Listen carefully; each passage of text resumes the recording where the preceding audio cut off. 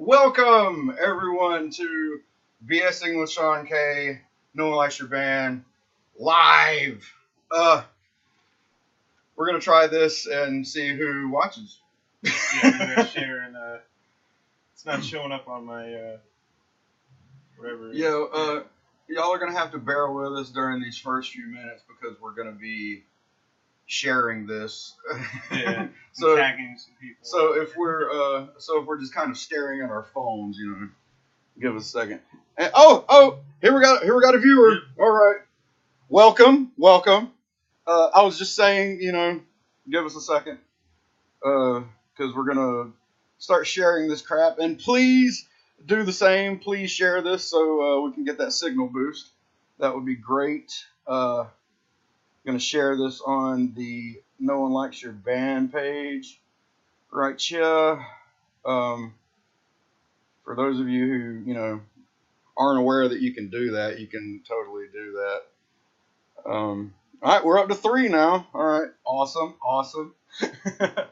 So for those of you who are unaware of what's going on here, this is Sean of BSing with Sean K. Please do check out that show if you haven't already. He talks to all kinds of different people. And he's down here for the weekend just checking out Greenville. And I've been trying my best to keep him entertained, but as y'all well know, there isn't a shit ton of stuff to do around here. So if anyone has any suggestions of things to show him today and tomorrow, go right ahead and leave them in that little box right there, and I will read them. So, having said that, hang on a second. Let me add the exclamation point. All right, so having said that, go ahead and tell everybody about your trip down here so far. Well, it's interesting. For one thing, people are a little friendlier here. Like they actually say hi and like they'll a little more polite. Like I'm pretty flaky, so like some of my flakiness is a little more accepted here because everybody else is kind of moving slower. It's not like if I'm in like New York, New Jersey area, it's like what the hell are you doing, and stuff like that. So Like, for example, we went to a deli, and neither one of us really knew what to get because I'd never even eaten there before, and obviously he hadn't either. So I was like, "What's on this?" Okay, yeah, I'll get that. And then he kind of did the same thing. Neither one of us knew what sides to get or whatever, and he was just like, man, I'm like surprised how polite everyone is. Yeah. I was like, no one yelled at me just there, and I was like, what? People do that up there? It's like, oh no, we're all pretty much raised to not yell at people in public. You said some of that comes from the church and everything. I think it's kind of a. I think that's at least a little bit of it because, like, whether people want to admit it or not, they've got a little bit of that in there either through their parents or grandparents, and some people, they deprogram themselves of everything whatsoever.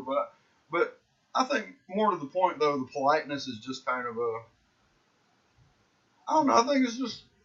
I guess it's one of those just cultural things. We're generally we don't want to be an asshole to you, because confrontation breeds stress, and I think it's like I told you, like the culture is very much work hard, play hard. So if you're busting your ass all day, the last thing you feel like doing is getting in an argument with somebody. Yeah. And a lot of people have physical labor jobs and a lot of construction workers and shit like that, and like Still tagging people. Yeah, I see that. Somebody's like, you're not really trying to argue with somebody after you've been working all day. At least I'm not. But which brings me to the next point. Some of the other like cultural differences you've maybe noticed while down here. Well, the first thing I could think of is actually seeing like a Trump ad, like on the TV instead of like a Stop Trump ad. I mean, not that I'm a fan of Hillary either, but it's just that Right. it's more of like a blue state than I've never seen a stop Trump. Not that I watch much television anyway. And I usually don't meet many creationists, and this guy wasn't even from the South. But on my way up here, the guy I was talking to on the train was a creationist. He just seemed like and we got along pretty well. He was a normal kind of nice guy, and he like, but when we got to talk about like his beliefs and everything, he was saying how he thought Christianity was the one truth, and he was sort of a Christian scientist, and he thought that his scientific research was starting to back that up and everything. And he said, and I asked him, so you think like if someone's a good person and they're an atheist, that they'd still go to heaven, or if they, Buddhist, Muslim, whatever, some other sort of belief? And he goes, no, because I don't think anybody's good. It doesn't matter like how good your deeds are. He goes, he thinks what you need to do is like get forgiveness from God. So like no matter whether you're a bad or a good person, if you get forgiveness from God and you're a Christian, then you're good to go to heaven. So he's like, he made the comparison that like you go to the White House, you can't, and you want to talk to the president, you can't just talk to the president right away. What you got to do is you'll be the one person that he says, it's cool, I know him, let him in. And see, I disagree with that for many reasons, but primarily because that is humanizing a deity. Yeah. And that's kind of my... Because I'm like, well, no. You're assuming that's how a deity would work, how you would work. I'm like, no. Like, why? Okay, you supposedly have so much, reverence for God and everything, but yet you think God would think like a dumbass human? Yeah. I mean, maybe. And why would he be like vetting 9 million people? Like, oh, do they ask me for forgiveness? Like, how many people is like, oh, you're forgiven? Doesn't he want to do like anything better with his time? Like if okay, let's say you're a god and you're making your judgments like man, this person right here was really really good. They did everything right. They did a really amazing job. Wow, they never went, I love Jesus though. Oh, that's a shame. Guess I'm gonna have to burn them forever. Really? Yeah. Come on. Yet your God is also very loving. These two things don't add up. This is why I think that people took those texts that had a lot of good things in them, and they twisted them and they warped them to control people. And to sort of fit like whatever agenda. To fit their political agendas and things like that. And I feel pretty strongly about that. And I don't want anybody to think that I'm just like bashing religion or bashing your faith or anything like that. If you got faith in whatever, great, more power to you. Yeah. A lot of people mistake me for an atheist. I'm not. And that's all I'm gonna say about that, because I do not discuss things like religion and politics in public forums. I will talk about it a little bit, but I don't talk about my own. But I said this yesterday. I was just like, why would a god micromanage? Someone just told me it stops the video. I don't know. I guess. What stops the video? Oh no, the video is stopping. Well, for them, but it seems to be running on. Yusuf just chimed in with King James was said to be a notorious homosexual.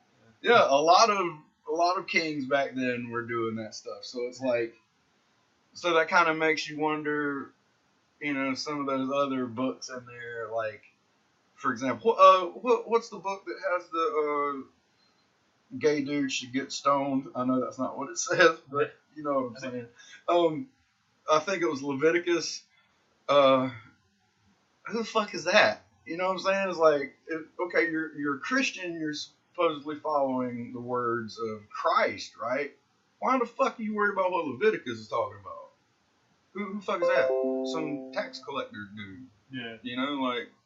That's the thing I never really got about the Bible, particularly the King James version. It's like, And some people go, oh, the King James Version is the only right one. It's like, now, are you listening to God or are you listening to King James?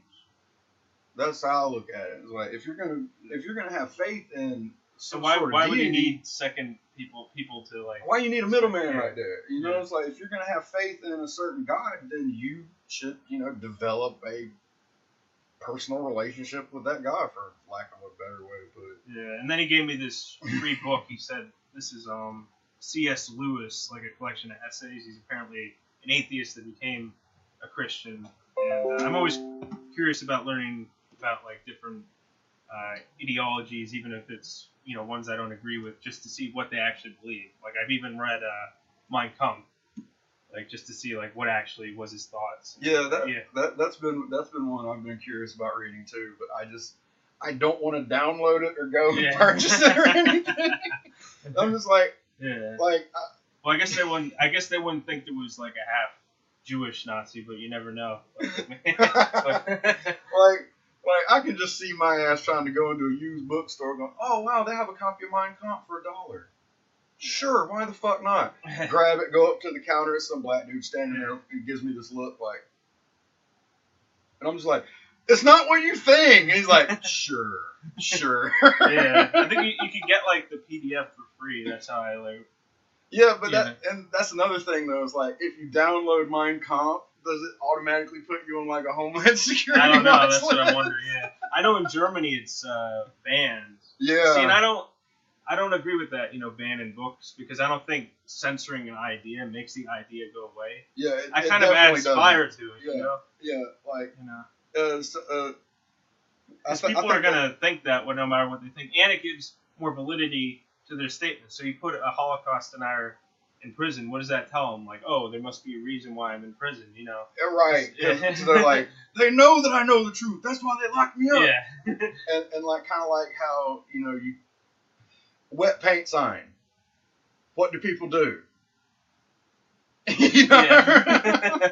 Don't touch that. It's hot. Yeah. Like, that's just, we're advanced monkeys, So I mean, we like, ooh, what happens when I push this button?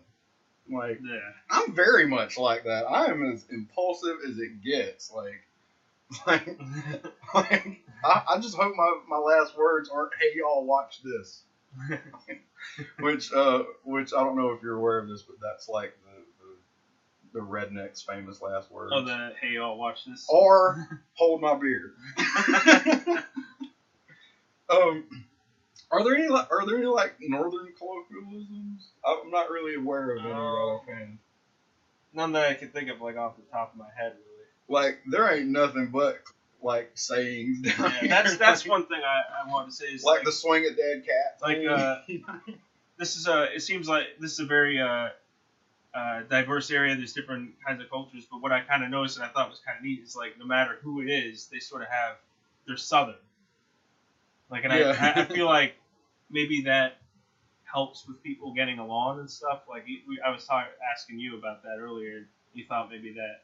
Yeah, because I definitely feel like, and if anybody out there, watching wants to chime in on this, go right ahead. But I feel like no matter where you're from, once you're down here for a certain amount of time, everybody just kind of accepts you as, okay, you're one of us now.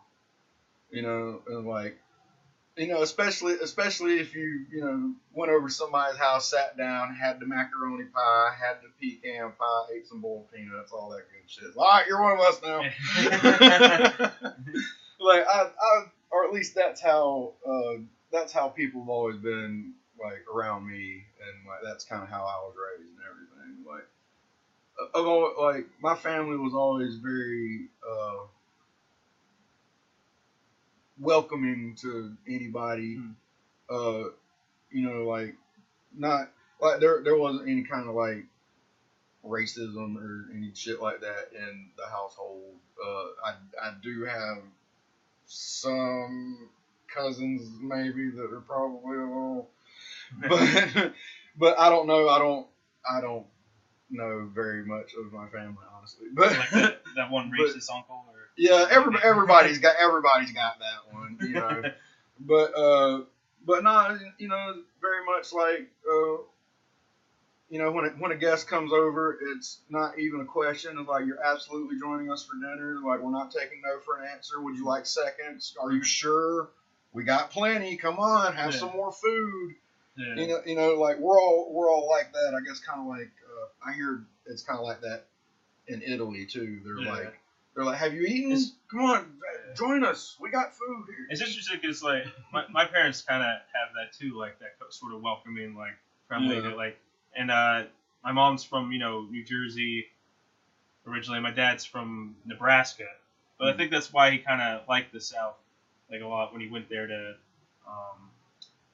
was it Chapel Hill, because he liked sort of like the hospitality and the politeness, and he gets fed up with how people are kind of rude a lot, like on the East Coast at least. That's yeah, like I haven't been any farther north than Tennessee, so the only thing I know about up north is just people who come down here and talk about it or whatever. So it's like a lot of things that I think are probably southern things is probably like that everywhere, because I really don't know. I've only been in the South. Like, I've been to a bunch of places in the South, but I still haven't expanded my travel repertoire. That's why I think a lot of people, like, I've told about like your trip down here, they're just kind of like, oh man, wish I could do shit like that. Like everybody, I definitely have the traveling bug. Like I would love to go to all kinds of different places. Like I was telling you, me and Jesse are trying to plan a trip to Ohio, where she's from, sometime in the near future. Because you said that was inspired by me just taking this trip. Well, we had talked about it a little bit, but I think that was kind of the one that took it over the edge. It was like, something, we really need to go somewhere. Like, we can do this. We can, because I've never seen her hometown, and I was like, well, while we're that close, we might as well go to the Rock and Roll Hall of Fame and the Pro Football Hall of Fame, because we're both music fans and to a certain extent football fans. And I was also like, while we're there, can I go and get my picture taken at the corner of East 1999 and Eternal, and in the front of the Xenia, Ohio sign? And then I was like, wait, I don't know East 1999 and Eternal is a great neighborhood or not. So maybe I shouldn't do that. Maybe I shouldn't be all touristy in the hood in Cleveland. Like, oh, we got another fucking Bone Thugs fan coming through here. I wonder if that happens at all. Like, people come through there and go like, oh, there's a sign. But let me see. Does anyone out there have any recommendations on where I should take this dude around here? Because we were just like, you want to go to Second and Charles? You want to go down? We've already shown you Falls Park. We're gonna probably go get some food at like a pita house or something later. Totally up for suggestions. He's here for one more day, and my co-conspirator Caleb is going to be taking him to the NOLYB show at Grandma's house tonight. If any of y'all are interested in checking out the NOLYB show, then do go to Grandma's house. You can find Grandma's house on Facebook. Just look for it. But the address is 35th Avenue. Don't want to say it too loud because the police is watching. In case the police is watching. Stay away from the house venues, you pig bastard. But stop ruining our fun. But let me see. What else? You said the radio room's like the best show. Yeah, radio room's like the favorite dive bar here. We're gonna try. I don't see it happening getting you out there. I don't see it happening, unfortunately. But it's a dive bar. If you've been to one dive bar, you've pretty much been to them all. Is it just me, or all dive bars painted red on the inside? It seems like they all are. That might be, yeah. I wonder if that's like one of the qualifying factors to make it a dive bar. It has to be painted red on the inside. But yeah, I don't know. We got 20 minutes here. I think that's unless you got anything else you want to add. Yeah, I can't really think of much. Like I think we about got a live episode here. Y'all make sure you check out his show, BSing with Sean K. Lots of interesting characters, artists, musicians, anybody sort of, how would I say it, like outside the mainstream, I guess. Oh, tell them some of the more notable guests you've had. I've had stand-up comedian Steve Hughes from Australia. He's a really good comedian, very sort of like Will Hicks, George Carlin, social commentary. And for all the metalheads out there watching, he was in Slaughter Lord. Yeah. Which, they're badass. Go download their shit. And for punk fans, I interviewed, as you probably know, the legendary UK punk band Crass. I interviewed Steve Ignorant of that. I've interviewed this woman who's on Psychic Today in UK. I think that's like a local TV station there. She's like a Wicca tarot reader artist. That was like episode 22. Very fun person when I talked to her. Interesting character. Very upbeat, I guess would be the way to describe her. Yeah. And you had John Chang from Discord's Axes. Yeah, that was one of the earlier episodes. You said that's one of your favorites, so that's when I was still like figuring stuff out. Yeah, I did like an hour and a half episode. Like now I try to cut it down to like an hour. Yeah, I was doing the same thing. I was like, I want to talk to this person for 2 hours. And I don't even write questions like I used to. Like I realize the interviews just go better if you're just sort of in the moment. Respond to what the person, because if you have questions written, you're not listening to what the person says. You're thinking about what you're going to say next. So if you just sort of do it in the moment, then it's more natural and there's more of the conversational feel. Yeah, that was a jewel for all y'all out there who have your own shows and you maybe are trying to figure it out. That's how you do it. We just gave y'all a fucking trade secret. What about stabbing a hobo? I thought we were going to have some of that action. Sorry, Yusuf, we couldn't find one. Maybe they're all at the soup kitchen. I don't know. It is around lunchtime. Couldn't find a hobo to stab. Maybe next time. Maybe that'll be the big feature for the next episode with whoever is the guest. Yeah. I don't know.